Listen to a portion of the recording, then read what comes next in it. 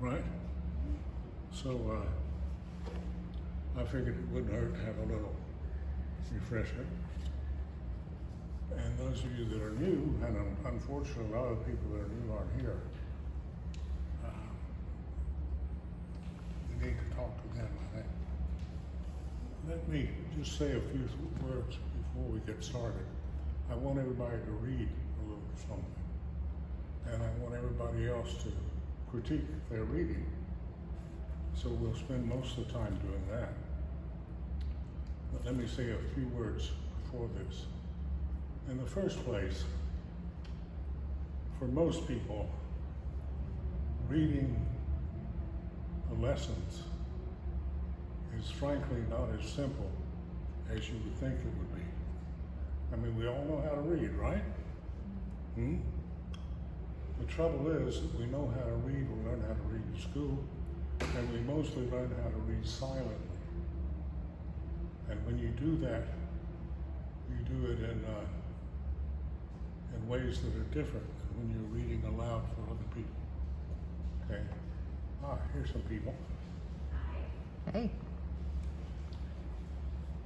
Okay, who is this now? This is Effie Freeman. Effie, the best junior reader on earth. Okay. Good. We got Fran and Manny. Here's Manny. Okay, good. And reading aloud and reading for other people is a very different process from reading to yourself silently. And it's a little bit difficult sometimes to understand the difference. And so I'm going to try to talk about that just a little bit before we get started. In the first place, of course, you're doing a very important job as part of the service, because the Bible, the scriptures, and people's understanding of the scriptures is, of course, very important to the entire worship service.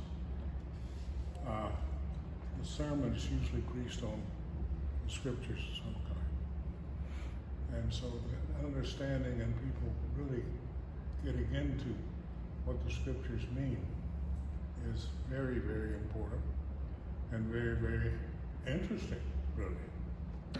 So let me just say a couple of things, some of which I think will be obvious, maybe some of them might not. In the first place, as the reader, you yourself have to understand the scripture. Now that seems to go without saying, but it's not as easy as you think, because sometimes the scripture is not that easy to understand.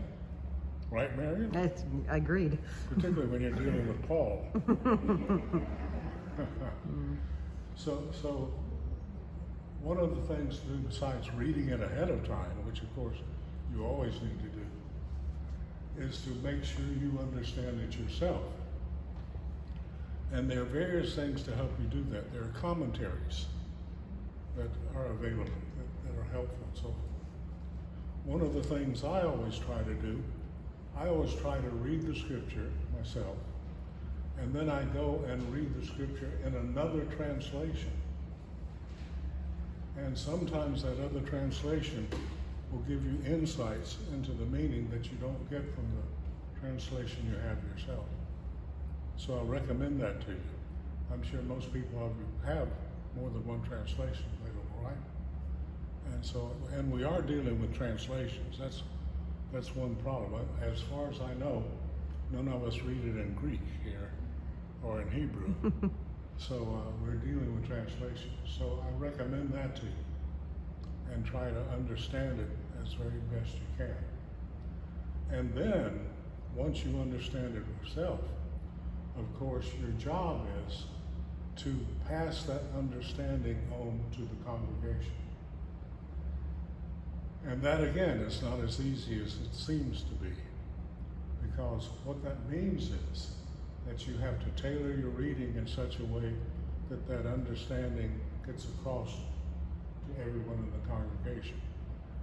And you should get the impression of doing that you are hearing this and saying this really for the first time, that it's you to everyone. Okay? And the way you do that, technically, has to do with the process of sound. You're dealing with sound. You're dealing with the sounds of your voice. And there are only 4 characteristics of sound. That is, sound can be different in pitch, it can be high, it can be low, right? Sounds can differ in volume.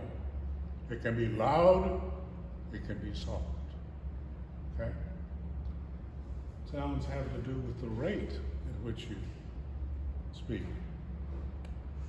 And usually that means something faster and something slower. And one of the problems with reading aloud for most people is you're so used to reading to yourself that you do it too fast. And that is a common problem, a common error, that you do things too fast. So that's one thing to keep in mind. But it's not just a matter of doing it too fast or too slow, but it's a matter of changing those different aspects of sound to make the meaning clear. Certain things in the reading will be more important than other things, right? And you want to make sure that what's important gets across to the congregation and what is secondary remains secondary. And you can do that by changing these different things, by changing the pitch, by changing the volume, by changing the rate as you go through.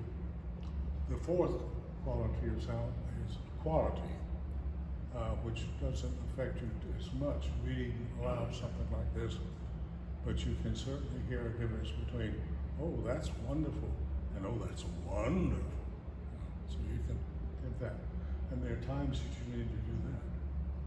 So you need to learn to use those different qualities of sound to get across the meaning to the congregation as clearly and as emphatically as you possibly can. And that takes a little doing, and most people, frankly, aren't used to doing it. Right? So most people need work on it, and that's one reason we're having a session like this. So are there any questions about any of that that I can answer for anybody? Luther, are we going to have the sound as we do our reading? I turned it on. Yeah, I think turned it on. that's It's on. important because we have it in the real world. Yeah, right. And that sound system up there is a little bit of a problem because the microphone's on one side. And as you read, when you're looking at a line over here, you tend to turn away from the microphone. And you've got to make sure that you adjust. They have started putting them in the notebook the other way, Yeah, so that we're pointing to them. yeah. We hope it'll make it better. Okay. So I would particularly like, let's see. Who came in that I didn't get on my list here? I'm Vicky Freeman. Okay. What again? Vicky Freeman. Okay.